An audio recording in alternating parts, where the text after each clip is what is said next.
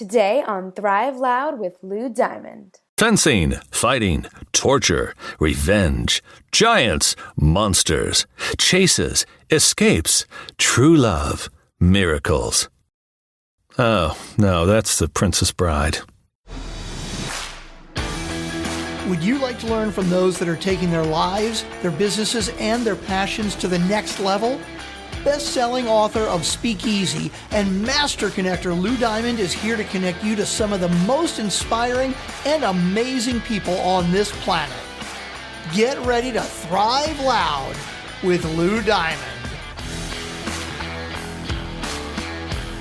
Welcome, everyone, to another spectacular episode of Thrive Loud with Lou Diamond, connecting you to the most inspiring and amazing people that are thriving each and every day. I'm your host, Lou Diamond. Today on Thrive Loud, we are doing a catch-up episode, which means we're bringing somebody really special back onto the program. She is the owner of, spoiler alert, the Jennifer Watson Leadership Group, is a dynamic speaker and coach with a gift for intuitive and visionary coaching. She's an expert in wellness and leadership development, identity and mental edge enhancement, high performance, post-trauma growth, movement and change adaptation, and soul-aligned living mastery. She's currently working on this amazing project called the Servant Leadership Project, which we are going to talk about here today. I'm going to have so much fun catching up with her. Thrive Loud listeners, can you guess who it is? Yes, it's Jennifer Watson. Jennifer, how are you today? I am doing so very well. It's so good to see you, Lou. And it's always an honor to connect with you, your audience in your podcast, because it's amazing. You drop a lot of awesome stuff and a lot of awesome people on here. and you would be included in the mix because Jennifer is an awesome person. She is got a heart of gold and she really is focused on some pretty cool things. This is what we like to do on the catch-up episode. We like to catch up with you. So since the last time we had you on, which I look back, it was a while ago, but it feels like it was yesterday, doesn't it? I can't get Totally. Time is so warped in this world we live in today. Why don't we do that? Let's do a little rewind and catch up with listeners on what you've been focused on. And then we're going to dive into that. Sound like a plan? Absolutely. Absolutely. And, Lou, a lot of us in the last couple of years, we've shifted things a little bit. It's made us all step back in how we want to use our gifts to serve and create impact. I still love to help entrepreneurs and their businesses really create a firm foundation for leadership. Because leadership truly, along with what I will say, mental wellness, emotional stability of your team, truly accelerates your impact, your profit, your productivity, and more. Where I've really shifted in the last couple of years is really looking at leadership in a different way. I still feel there's areas that are struggling, Lou. And so I've been coaching, consulting, and speaking into these areas, breathing life into these areas of leadership that I feel are missing. And one of them is the area of servant leadership, right? Yeah. We all know a lot about leadership. We all have our different ideas of prioritization, what leadership means to us. And that's important as entrepreneurs, like what does it truly mean to us? But one area I've seen a lot of my entrepreneurs, and even me at times, I do this journey with you guys too, is really fanning the art of servant leadership. And when we get back to that, and it's something I've been doing more this summer, which I know we're going to go into, I believe is kind of the missing piece for a lot of teams right now. When you fan servant leadership, you fan the team, you fan your impact, boom, you're there. Let's do some vocabulary here. Share with the listeners what you mean by servant leadership. Yeah, absolutely. So servant leadership from a traditional leadership standpoint, your main focus is really serving instead of going from ahead. I also call it back-end leadership. That's what I've been calling it this summer during my project. But the focus of servant leadership is that you, the leader, for that period of time, are actually serving your community. You're serving your team. You're actually delving in deep. We talk often about, right, going on autopilot, getting your team managing, and you're off doing whatever you need to do, right, to pave the path forward. What I find leaders have gotten so far ahead, they've disconnected from their team. They've disconnected from what their needs are. They've actually disconnected from their vision and mission because they're so far ahead. So I feel part of this project this summer was to really help not only me, but businesses, nonprofits, families, you guys, as counseling families, to fan this area, to have the leader. Yes, you guys, it's important to lead from ahead for a variety of things in your business, but we need to pull back to the other side of leadership, which is servant leadership, serving others, which I will again say, AKA, is back-end leadership. Okay. And I like this. So this is I was joking the other day. I saw it. I don't even know if it was a live feed. It might have even been a replay. But you've seen these programs where they've taken CEOs of companies, like the Undercover Boss, I think is the name of the program, right?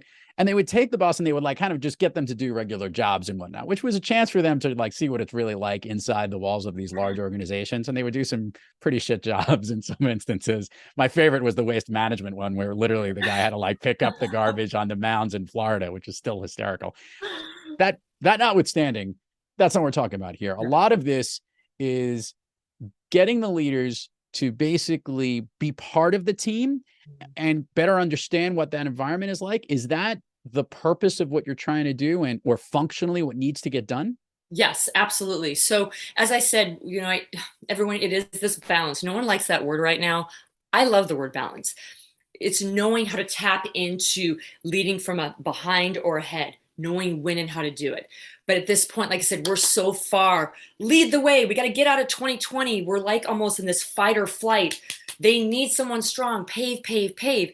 Yes, they do. But they also need you to step back in the context of what's happening in the business, because guess what happens there when you step back in?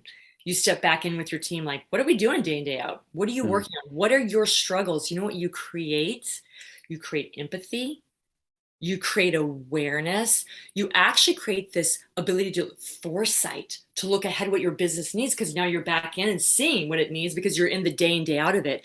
You create this ability to persuade your team because they see that you're coming back in because you care. Okay. There's something about connecting with your boss, your leader, and getting what we call boots on the ground.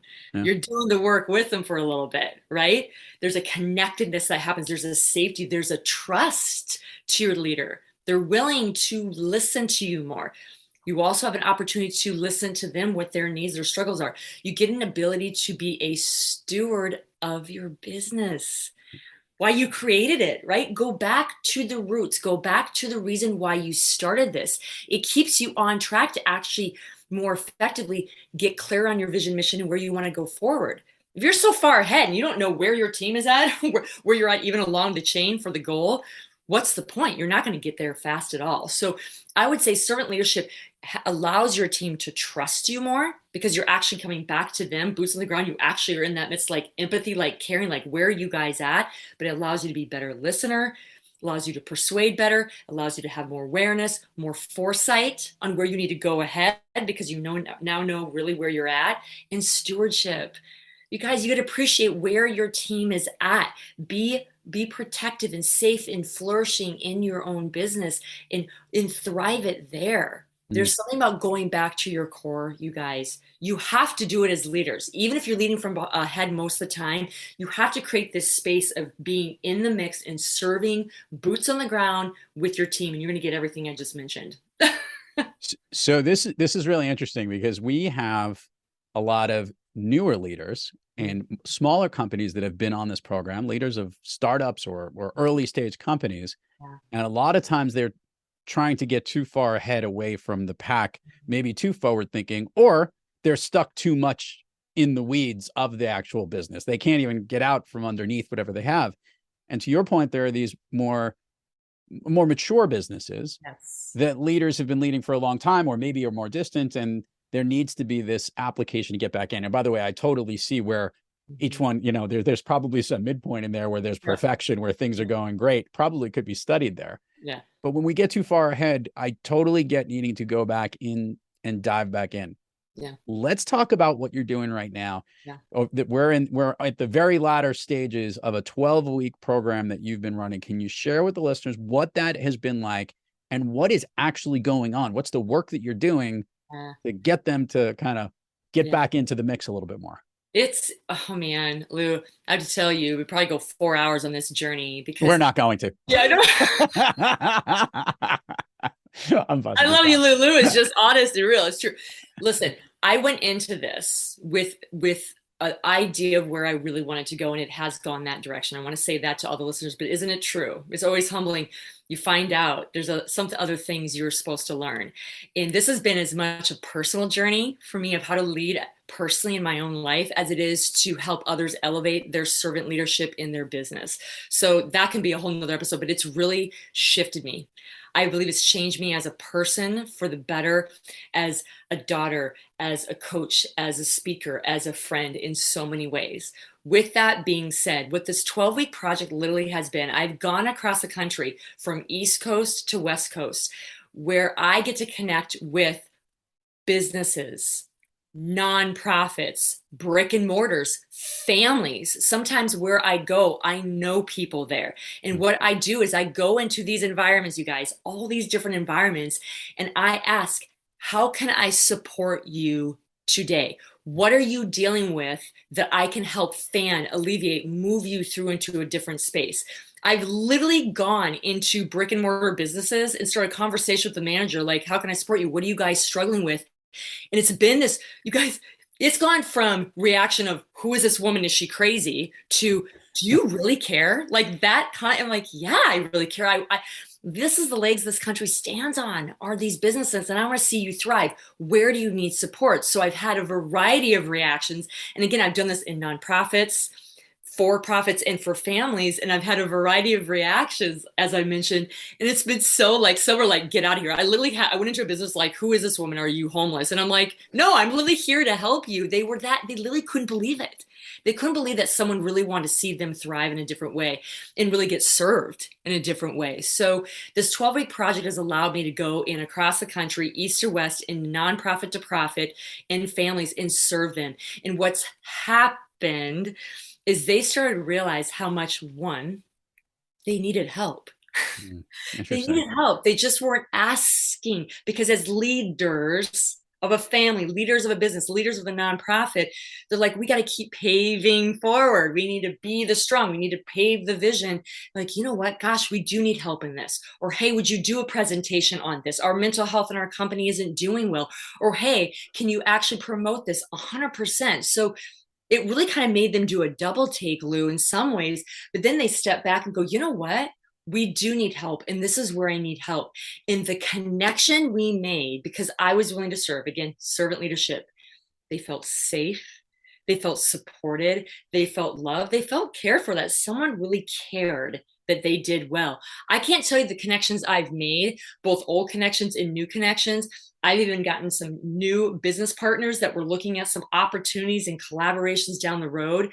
It's been beautiful on both sides. And it has humbled me to serve in that way and see how much people are craving this servanthood that I'm talking about for themselves and for their team. Okay, so this is really cool. So you did the work of servitude, so to speak, as an example to show that there was a need in those particular areas. Yes. Let's carry that forward to the point that you're bringing back as a leader like yourself, but now all of a sudden helping the leaders of these families, businesses, nonprofits, et cetera. What was the next connection to get them to understand the importance of them diving back in and taking that step back into their organization? Because you're leading by example, which is noble onto a whole new level. But now we have to persuade or convince or maybe redemonstrate to the leaders that they have to do it too. Yeah, absolutely. And it's interesting, when I went in, we talked about this, I think the last time we connected, Lou, it was all about listening and asking. So once I offered my services, then I started asking, where are you struggling? And guess what? It was a lot of this, I'm talking about the servant leadership part. They're like, I don't know what's going on my team. I'm not sure if they're even doing well with the things I'm asking them to do to get our vision and mission to move forward. And they literally started going, oh my gosh, I need to serve more in this way, because I was asking these questions. Where are you struggling? Where do you need support? And it was directly related to what I was doing. They're like, I don't go back and have these meetings frequently with my team. I don't know where they're at. I don't know if they're even getting our vision move forward, to be quite frank. So it's this whole like connection, like, yes, thank you.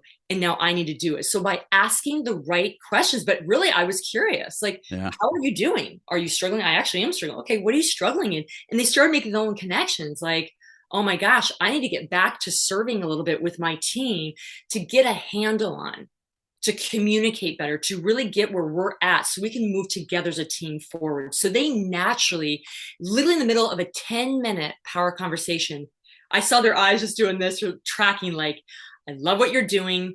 Thank you. But OMG, I need to go back to this. By the right questions. What is it? 3 questions I would ask, and it would download it right away to them. People can find the answer, Lou. People can realize this part is missing.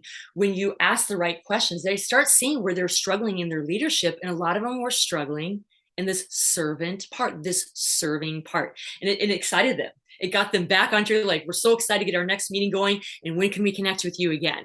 Right? Yeah, no, this is amazing. And I totally agree with it. I want to ask a question of function. Yes, we can bring in other people from the outside to open their eyes and show where it is. Now let's take this forward when this project thing is done. There's only so many tasks that Jennifer Watson can step into and go deal with and show leaders that they need to do. How can we help future leaders, current leaders today in the future benefit from what you've found in servant leadership so they can deploy this, and you can deploy this without you having to dive in and do all the dirty work and find out where the servitude is needed each time? Because I'm just giving an economies of scale. There's only so much Jen to go around. Right. I love it. One of my greatest passions, and this is why I did this project, is to transform the lives of business teams and create health in their company. Okay. Transform the lives of their teams and create health in their company. And when you do that, I'm going to tell you right now, everybody, listen up. You will be unstoppable no matter what comes your way. I don't care if another 2020 comes or something else. You will be unstoppable. Transform the lives of your teams and the health of the company, period. That's what I love to do. That's what I'm passionate about. What servant leadership can do is engage both those areas. How can you tap into that, listeners? How can you tap into servant leadership now to catapult these 2 areas that I'm talking about? You want to use your intuition, your intellect, and your intention. Okay. When intuition, what I mean by this, you guys, it's your gut instinct. When you should be leading from ahead, leading from behind, doing servant leadership. Intuition is something I fan with a lot of my teams, because you will learn then when to take the back seat or to lead from ahead. It's very vital in a business, intuitive leadership. So intuition, you need to fan. If you need support on that, we're going to help you with that. We have plenty of tools, tips, and frameworks to help you fan that. 2, again, you need to use your intellect. You need to decide, where are we at? Where do we truly want to go? Has it changed since 2020? What's my vision and mission? And do we have the right intellect on our team to do that? You have to go back to servant leadership to see if that's happening. Who do you have on your team? And then intend on it. And what I mean is, okay, now that we're intuitively going in and out of areas where I need to serve differently, including servant leadership, now that we've actually really connected with our team and really used their intellect and fanned their capabilities, now let's intend on it intentionally every single day. You from ahead, you from behind. You as servant leadership, you as the prime leadership. The team will follow you, you guys. Actions, behaviors speak louder than words. When they see what you're doing, using intuition, using your intellect, fanning theirs, using and intentionally moving these new action steps into space that are aligned with where you want to take your vision, again, you're going to be unstoppable. Those 3 components are going to help you fan servant leadership when you need it. And it's going to become unstoppable for you. I really, really believe that. So Jana, I've got a good question here. There probably was something that was like the least surprising thing that you've learned, and there was probably the biggest eye-opening, shocking, or the most surprising thing, maybe that you or the CEOs learned. Without giving the specifics of all those organizations, can you share, at least at some level, what this one was the most common, but this was the biggest eye-popping component? Those 2 aspects I think our listeners would love to hear. Absolutely. The most surprising for me was how the word really is almost afraid when I would go in and offer this. Like, I was really surprised how at first there was this wall. Like, they're like, what do you want? Like, what do you want was the overlying field. Like, you guys, not that necessarily anybody really purposely said that, but I felt this energy of like, what do you want? What do you want? What do you want? Yeah. That was very surprising to me. I don't care if it was a family, nonprofit, or probably like, what do you want? And when they realized, I just wanted to serve. The softening happened. But to get in there, which you guys, I know I talked to Lou about in communication and speaking, I had to use my communication skills to create this safe space. Like, I want nothing from you. I want to see you thrive, and get supported right now by me. That was the most shocking, I will say, consistently, that there was a wall instantaneously from everyone. I don't care what business it was. That to me was a red flag. I'm like, that's interesting that we have gotten to this point that support almost seems bad. Well, I think people might be, a little super.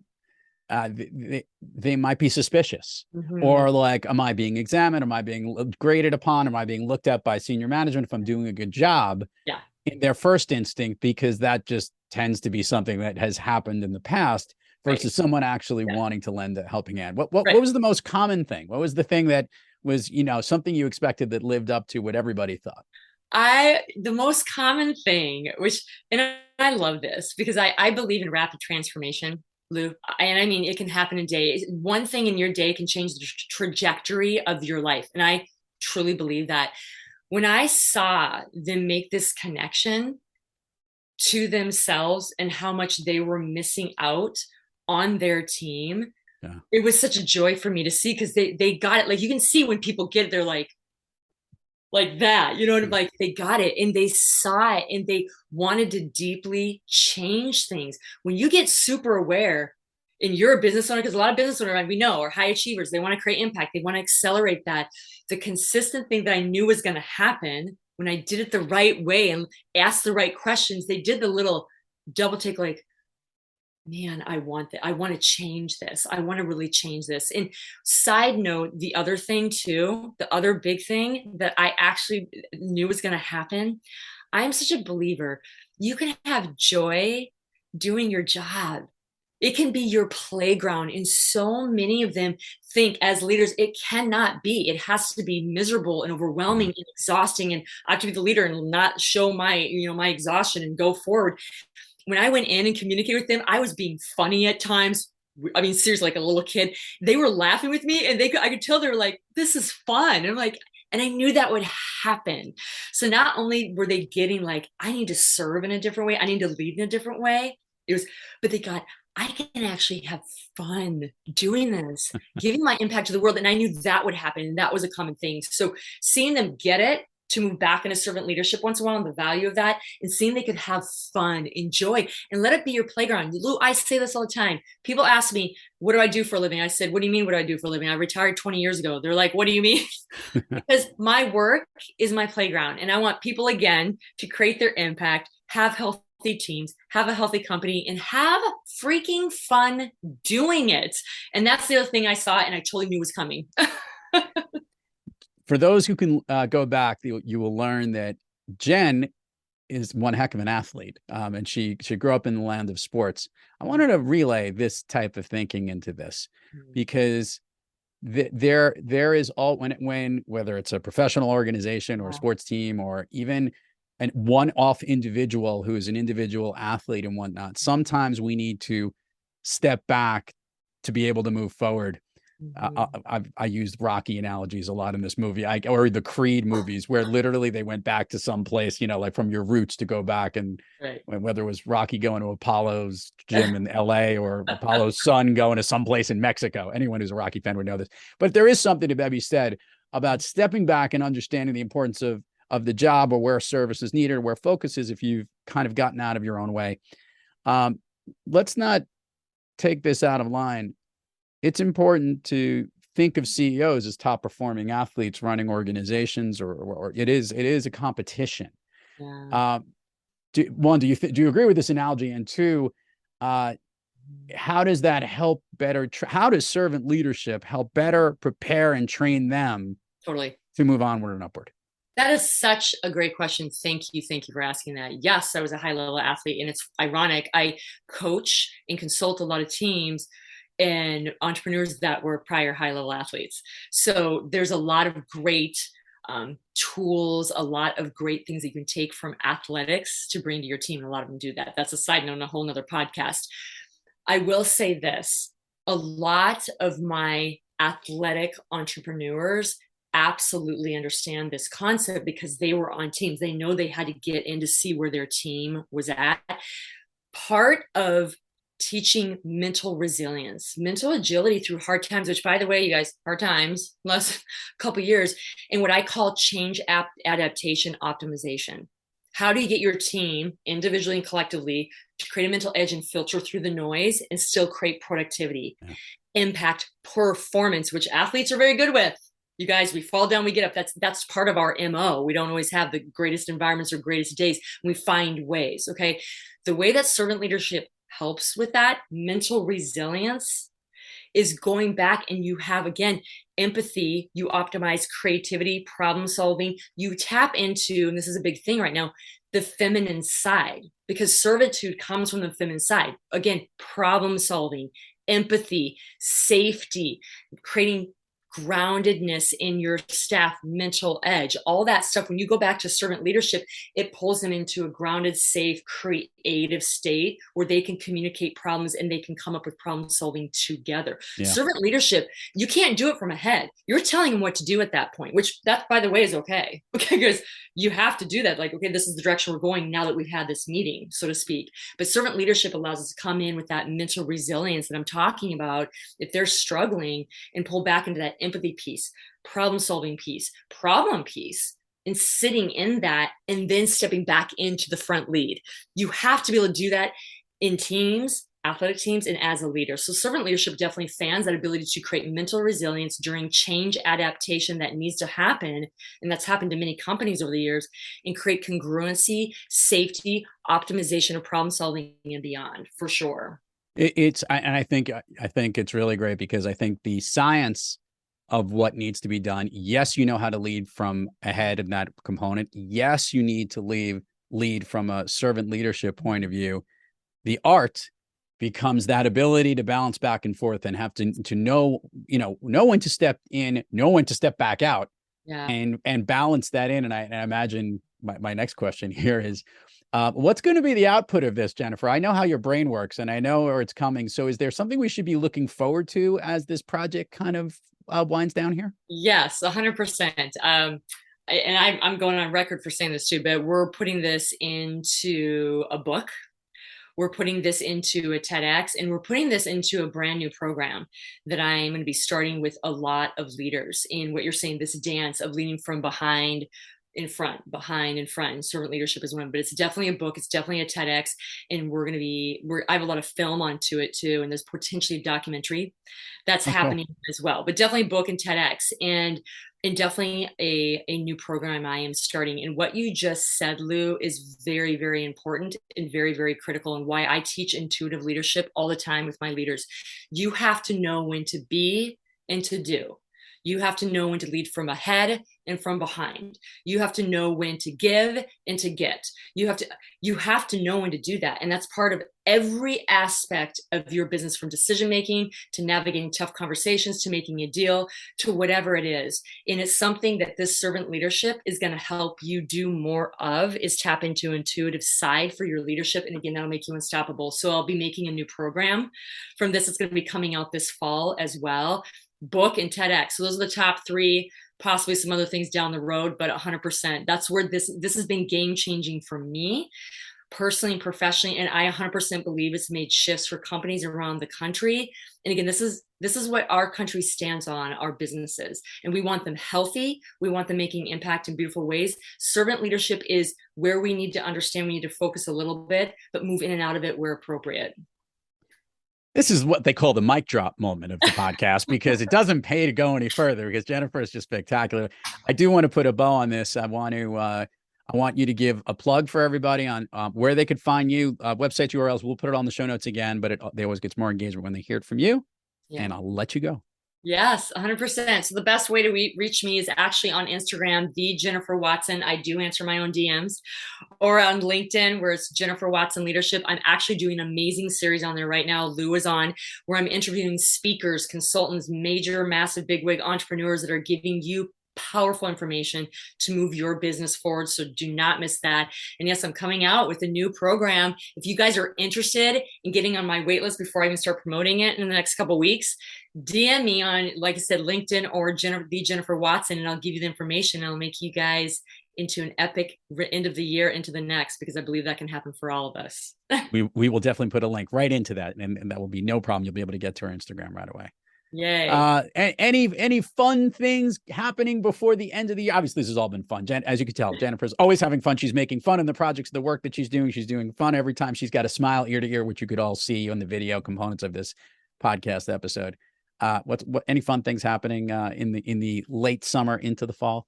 Yeah, well, like I said, I'll be ending my project next Wednesday. And because I've been living out of a bag for like 12 weeks, you guys, and that is going to be part of this book I make, because there's been a lot of personal, mentally emotional challenges of living out of a bag, sometimes in my car at times. I'm not kidding you.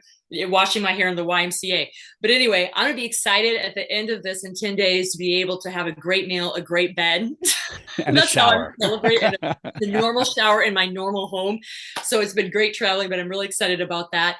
For the fall into the new year, I am truly excited about my new program that's coming out. I'm excited about just my TEDx that's coming out, that I really see is going to be coming out next year when I apply, because I just see that's where this is going. I'm putting that intention out there. I'm excited to just continue to make impact the way I want to, but truly what I will say is this: I am blessed, Lou, to have a lot of amazing friends and family. And the rest of the year too, I plan to continue to connect with them in a different space, because this last 12 weeks has changed me, and family and friends are very important to me. It's my priority. And this is also the reason why I do the work I do. So I have flexibility and freedom to spend time with people that mean the most to me. So I'm excited to lean into them more in this new Jennifer that I am, that was probably always there, but evolved after this summer, and just make the most of it. I'm excited. Personal and professional awesomeness coming along. Jennifer Watson Leadership. Always a pleasure to have you on Thrive Loud. Thank you for catching up with us and all this that you're doing. We'll be keeping an eye on you. Don't you worry. Thank you so much, Lou. I appreciate it. Mwah. You got it. And to all the listeners out there, thank you for joining us. And until next time, keep moving onward and upward. And remember, be brief, be bright, be gone. You've been listening to Thrive Loud with your host, Lou Diamond. Check us out on the web at thriveloud.com and follow us on Instagram, LinkedIn, Twitter, and Facebook at Thrive Loud. And check us out on the Good Pods app at Thrive Loud, where you can follow, listen, and connect directly to Lou and all of the Thrive Loud episodes. Thanks for listening.